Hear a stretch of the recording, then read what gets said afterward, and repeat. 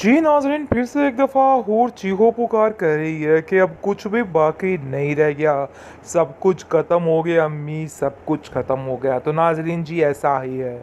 लेकिन जी अब देखेंगे कि इतनी तल्ख़ बातें तैमूर करता है जिसकी ताब ना लाते हुए दानी उसका ज़ुबान पकड़ लेता है और उसको कहता है कि आखिर तुम्हारी हिम्मत कैसे हुई ये सारी बातें करने की। और ऊपर से आ जाती है हूर मैडम फिर से और तीसरा तमाचा फिर से उसके मुंह के ऊपर मार देती है, क्योंकि दो तो ऑलरेडी मार चुकी है। ये तीसरी दफ़ा फिर से दानी को अपनी बहन से थप्पड़ पड़ चुका है और इतने बुरे तरीके से पड़ता है और वो कहती है कि तुम्हें माफ़ी मांगनी होगी तैमूर से, तुमने जो कुछ भी किया है। जिस पर वो कहता है कि मैं इसको मार तो नहीं रहा था, ना ही मैं मारना चाह रहा था, बस इसकी ज़ुबान कुछ ज़्यादा हद से बढ़ती जा रही है जिसको रोकना बहुत ज़्यादा ज़रूरी हो गया था। हूर कहती है कि चाहे जो भी हो तुम ये सब कुछ नहीं कर सकते, तुम्हें इसी वक्त तैमूर से माफ़ी मांगनी होगी। जिस पर वो माफ़ी तो मांग लेता है, खैर अंदर चला जाता है। घर में जैसे ही एंट्री देता है फिर से इसके बाप से उसकी पिटाई शुरू हो जाती है, जैसा कि आमतौर पर होता है, और सारा कसूरवार इसको ही ठहराया जाता है।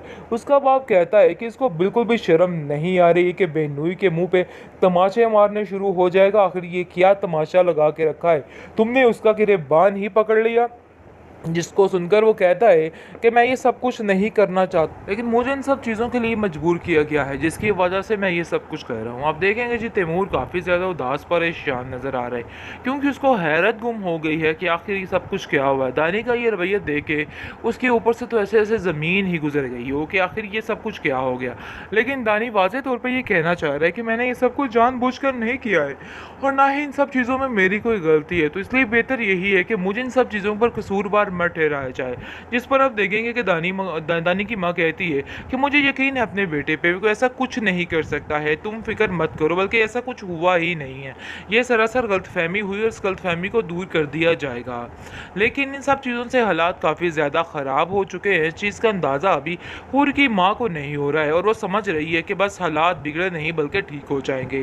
लेकिन हूर उसको साफ साफ कह देती है कि अब ऐसा कुछ भी नहीं हो सकता। अगर आप लोग ऐसा सोच रहे हैं तो ये अपने दिमाग से निकाल दे, क्योंकि अब ये सब कुछ नहीं होने वाला है, जो होना था सो हो गया है। अब खैर इन बातों को लेके करने का कोई फ़ायदा ही नहीं। दानी जब भी मेरे रास्ते में आया है कोई ना कोई रुकावट ही खड़ी करने आया है। मुझे तो समझ नहीं आ रहा कि आखिर क्या करूं और क्या न करूं, क्योंकि पता नहीं क्यों इसको क्या मसला है, जब भी आता है नई नई कोई ना कोई किस्सा पढ़ ही जाता है और मुझे खुद समझ नहीं आती कि आखिर ये सब कुछ क्या हो रहा है। उसकी माँ कहती है कि तुम फिक्र मत करो, तुम्हें दानी ने तुमसे वादा किया है कि वो तुम्हारे सारे हालात को ठीक कर देगा, इसलिए बिला वजह परेशान होने की कोई ज़रूरत नहीं है। बहुत ज़्यादा खौफज़दा हो चुकी है हूर की माँ, क्योंकि उसको कहीं ना कहीं दशका लग चुका है कि ऐसा ना हो कि काम ख़राब हो जाए। अगर काम ख़राब हो गया तो सारा किया धरा सिर्फ और सिर्फ उस पर आ जाएगा। इस सोच ने उसको काफ़ी ज़्यादा टेंस में ला दिया है। इसलिए वो कहती है कि देखो दानी, जो कुछ भी था तुम्हें उसका गिरेबान नहीं पकड़ना चाहिए था, तुम्हें उसकी बातें सब्र तहम्मुल के साथ सुननी चाहिए थी। तुमने जज्बाती फैसला करके बहुत ज़्यादा काम ख़राब कर दिया है। इस फैसले से तुम्हें नहीं पता कि कितना नुकसान हो सकता है। जिस पर वो कहता है कि इन सब चीज़ों में मेरा कोई कसूर नहीं और ना ही मैंने कुछ जानबूझकर किया गया है। पता नहीं क्यों आपको ऐसा लग रहा है कि ये सब कुछ मैंने जानबूझकर किया है, हालांकि आप भी जानती है कि उसकी ज़ुबान किस कदर तल्ख हो चुकी थी, जिसको रोकना कंट्रोल करना बहुत ज़्यादा ज़रूरी था, क्योंकि इसके बगैर उसने बिल्कुल भी यानी कि खामोश नहीं होना था।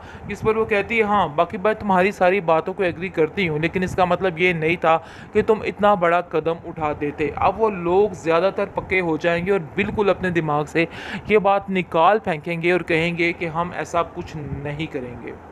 आखिरकार हूर का सब्र रंग ले आया, क्योंकि जिस तरीके से उसने हर चीज़ को कवर करने की कोशिश की, बचपन से लेके आज तक अपनी माँ की तल्ख बातों को बर्दाश्त किया, सबके रवैये को देखा, आज काफ़ी ज़्यादा खुश हो जाएगी, क्योंकि बहुत जल्द दानी हर चीज़ को सेट कर लेगा और वाकई में जो कुछ उसने अपनी बहन से कहा है इस पर अमल करके अपनी बहन का घर बसाने की पूरी कोशिश करेगा। वो तैमूर के पास जाएगा और उसको कहेगा कि आपको मेरी बहन को माफ़ करना ही होगा, इन सब चीज़ों में उसकी कोई भी गलती नहीं थी।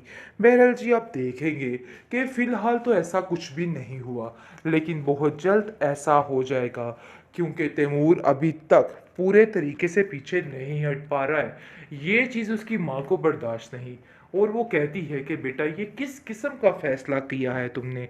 तुम्हें बिल्कुल भी होश नहीं है कि तुम क्या कर रहे हो? जिस पर वो कहता है कि मैं आपको बहुत जल्द अपना फ़ैसला सुना दूँगा, इसलिए आपको परेशान होने की कोई ज़रूरत नहीं है।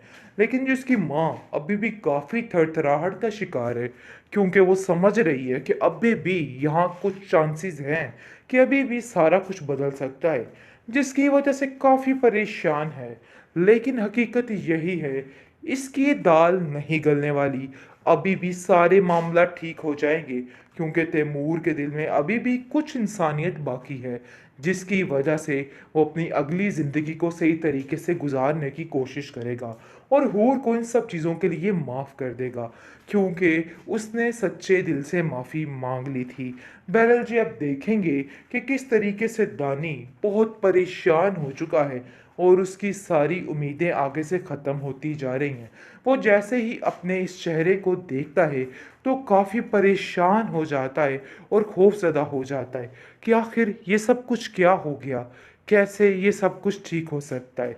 बहुत परेशानी बढ़ चुकी है उसके लिए, लेकिन हूर उसको काफ़ी तसल्ली देती है और कहती है कि परेशान होने की कोई ज़रूरत नहीं, बहुत जल्द सब ठीक हो जाएगा।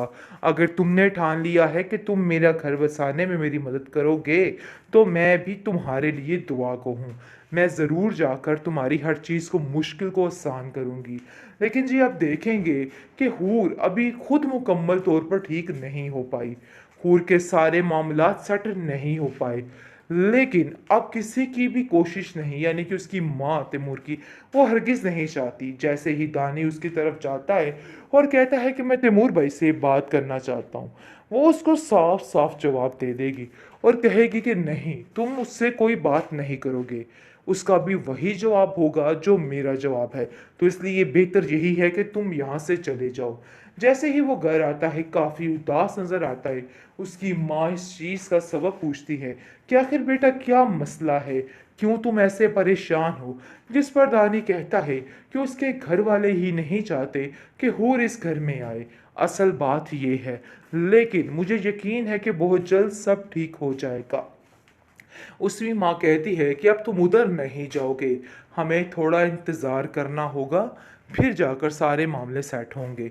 बार-बार उधर जाने का कोई जवाज़ नहीं बनता है और वैसे भी वो लोग ज़्यादा ज़िद में आ जाएँगे, इसलिए बेहतर यही है कि अभी इन सब चीज़ों से किनारा रखो और खामोशी के साथ जो जैसा चल रहा है, वैसा ही चलने दो। बहरहाल जी, दानी को इस बात की तो समझ आ चुकी है और वो कहता है कि चाहे मुझे अपनी जान गंवानी पड़ जाए, मैं वो भी करूँगा अपनी बहन के घर को सेट करने के लिए। काफ़ी परेशान हो चुका है वो हूर को देख-देख कर।